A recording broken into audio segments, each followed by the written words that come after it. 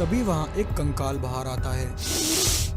मूर्ख गाँव वालों, तुम्हारी हिम्मत कैसे हुई मेरे अंडे को हाथ लगाने की। एक समय की बात है, किसी गांव में एक बहुत ही सालों पुराना कुआं था। एक रात गांव का एक व्यक्ति उस कुएं के पास से गुजर रहा होता है। तभी उस व्यक्ति को उस कुएं में से एक तेज रोशनी निकलती दिखाई देती है।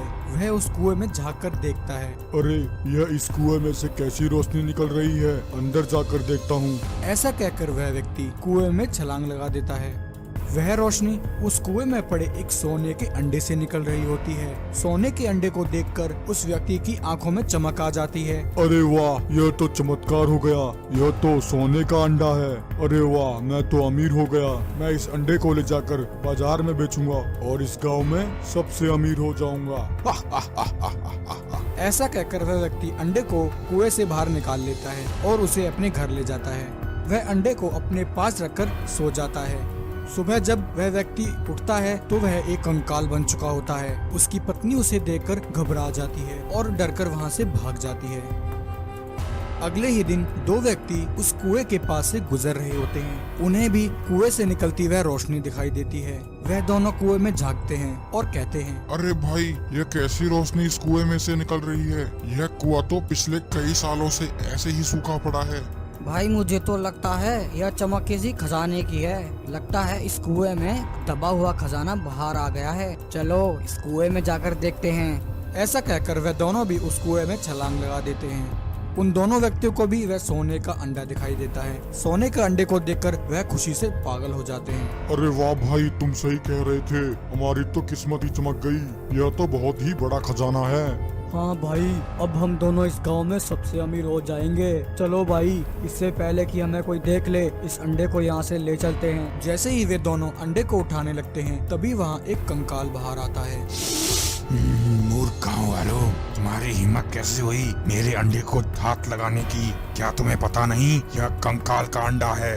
जो भी मेरे इस अंडे को हाथ लगाएगा वह कंकाल बन जाएगा। मैं इस गांव के हर एक व्यक्ति को कंकाल बना दूंगा। फिर मैं तुम्हारा राजा और तुम सब मेरी प्रजा। ऐसा कहकर वह शैतान उन दोनों व्यक्तियों को भी कंकाल बना देता है। गांव के लोगों के कंकाल बनने की यह खबर गांव में तेजी से फैल जाती है। गांव की कुछ महिलाएं आपस में बात कर रही होती हैं। बहन, यह गांव में क्या हो रहा है? गांव के सभी पुरुष कंकाल बनते जा रहे हैं। बहन, मुझे तो लगता है हमारे गांव पर किसी भूत का साया है। तभी एक औरत कहती है, बहन, मुझे लगता है हमें साधु बाबा के पास जाना चाहिए और उनसे मदद मांगनी चाहिए। वही हमें इस समस्या से बचा सकते हैं। ऐसा कहकर गांव की सभी महिलाएं उसी समय साधु बाबा के पास पहुंच जाती हैं और कहती हैं, साधु बाबा, हमारी रक्षा कीजिए। गांव पर एक बहुत बड़ी विपदा आई है। पिछले कुछ दिनों में हमारे गांव के कई पुरुष रातों ही रात कंकाल में बदल गए। साधु बाबा, अब आप ही हमें इस समस्या से बचाइए। उन औरतों की बात सुनकर साधु बाबा उसी समय अपना ध्यान लगाते हैं और अपनी दिव्य दृष्टि से सब देख लेते हैं। बहनों, हमारे गांव में जो सदियों पुराना कुआं है, उस कुएं पर एक शैतान का साया है। उस शैतान को अभी तक मुक्ति नहीं मिली है। हमें उस शैतान को जल्द से जल्द रोकना होगा। हमें उसके कंकाल को जलाकर उसके शरीर को मुक्ति देनी होगी। ऐसा कहकर साधु बाबा उसी समय नागराज को वहाँ बुला लेते हैं और उन्हें सारी बात समझा देते हैं। साधु बाबा की बात सुनकर नागराज उसी समय उस कुएं के पास पहुँच जाता है और उस कुएं के अंदर चला जाता है। नागराज के अंदर आते ही वह शैतान कंकाल बाहर आ जाता है। नागराज उसी समय शैतान राक्षस की पिटाई कर देता है और उसे कुएं के बाहर ले आता है। तभी इतने में साधु बाबा और गांव की सभी महिलाएं वहां आ जाते हैं। तभी साधु बाबा नागराज से कहते हैं, नागराज, अब हमें जल्द से जल्द इस कंकाल राक्षस के शरीर को जलाना है, वरना यह राक्षस फिर से खड़ा हो सकता है। साधु बाबा के इतना कहते ही नागराज कंकाल राक्षस के शरीर को लकड़ियों पर लिटा देते हैं और उसे आग लगा देते हैं। आग लगाते ही कंकाल राक्षस का शरीर भस्म हो जाता है और जो भी गांव वाले कंकाल बन चुके थे उन्हें उनका शरीर वापस मिल जाता है। नागराज अपने सांप रूप में आ जाता है। एक समय की बात है, किसी गांव में एक सपेरा रहता था। उस सपेरे के पास एक नागिन थी। वह नागिन को अपनी बीन पर नचाता और गांव-गांव जाकर पैसे कमाता था। नाच मेरी नागिन, नाच और नाच। मैं और नहीं नाच सकती, अब मैं बूढ़ी हो चुकी हूँ। नागिन की बात सुनकर सपेरा कहता है, क्या कहा? नहीं नाचेगी? मुझसे जुबान लड़ाती है। रुक, अभी मैं तुझे बोरे में बंद करता हूँ। सपेरा नागिन को पिटारे में बंद कर देता है और एक जगह बैठकर पैसे गिनने लगता है। 10, 20, 30, 50, 70, बस इतने ही पैसे? रोज थोड़े थोड़े पैसे करके कब तक कमाता रहूंगा? काश कुछ ऐसा हो जाए कि मुझे एक ही बार में ढेर सारा पैसा मिल जाए और मुझे इस बूढ़ी नागिन को गांव-गांव लेकर ना घूमना पड़े। उस सपेरे की यह सारी बातें एक चुड़ैल सुन रही होती है। चुड़ैल सपेरे के पास आती है।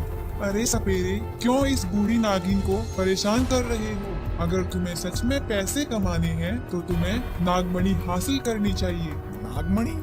हाँ सपेरे, नागमणि गांव के पीछे जो पहाड़ी है उसके ऊपर एक जादुई गुफा है जो पत्थर से बंद है। उस गुफा में ही नागमणि है, लेकिन वहाँ एक बहुत ही जहरीला नागराज रहता है जो उस नागमणि की रक्षा करता है। सपेरे, अगर तुम उस गुफा तक पहुँच गए तो तुम नागमणि हासिल कर सकते हो। चुड़ैल की बात सुनकर सपेरा कहता है, बात तो तुम सही कह रही हो। अगर नागमणि मिल जाए तो मुझे रोज रोज खेल दिखाने से मुक्ति मिल जाएगी। और इस धरती पर ऐसा कौन सा सांप है जिसे मैं नहीं पकड़ सकता?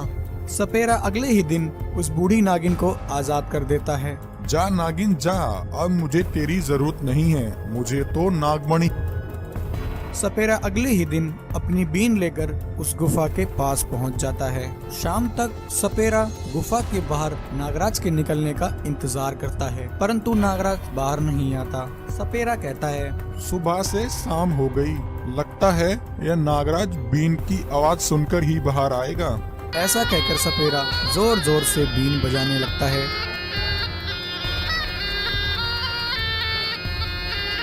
थोड़ी ही देर में बीन की आवाज सुनकर नागराज बाहर आता है। अरे मूर्ख सपेरे, बंद कर ये बीन बजाना, इस बीन से मेरा सर फटा जा रहा है। सपेरा कहता है, मुझे अंदर रखी हुई नागमणि चाहिए। बता, यह पत्थर कैसे हटेगा? तभी बीन बजाना बंद करूंगा। मूर्ख सपेरे, नागमणि किसी को नहीं मिल सकती, चला जा यहाँ से। तो तू ऐसे नहीं बताएगा। गुस्से में आकर सपेरा और जोर से बीन बजाने लगता है। बीन की आवाज से मंत्रमुग्ध होकर नागराज अपने सांप रूप में आ जाता है। सपेरा नागराज को पिटारे में बंद कर लेता है। उसके ऐसा करते ही गुफा के सामने रखा हुआ पत्थर अपने आप हट जाता है। अच्छा, तो यह तरीका था। सपेरा गुफा के अंदर आ जाता है। थोड़ा आगे चलते ही उसे एक चमकीली चीज दिखती है, वह नागमणि होती है। नागमणि देखकर सपेरे की आंखों में चमक आ जाती है। हा हा हा हा हा हा हा, आखिरकार मुझे नागमणि मिल ही गई, मैं अमीर हो गया। ऐसा कहकर सपेरा नागमणि उठा लेता है। नागमणि उठाते ही वह लालची चुड़ैल वहाँ आ जाती है। मूर्ख सपेरे, तुझे क्या लगा जिस नागमणि के पीछे मैं सालों से पड़ी हूँ उसे मैं तुझे ले जाने दूंगी? ऐसा कहकर चुड़ैल अपनी शक्ति से सपेरे को वहीं बेहोश कर देती है और नागमणि लेकर वहां से निकल जाती है। पिटारे में बंद नागराज भी उस चुड़ैल को नागमणि ले जाने से रोक नहीं पाते हैं। तो प्यारे दोस्तों, यह था इस कहानी का पहला भाग। इस कहानी का अगला भाग देखने के लिए आप वीडियो को लाइक करें, शेयर करें और हमारे चैनल से जुड़े रहें। धन्यवाद।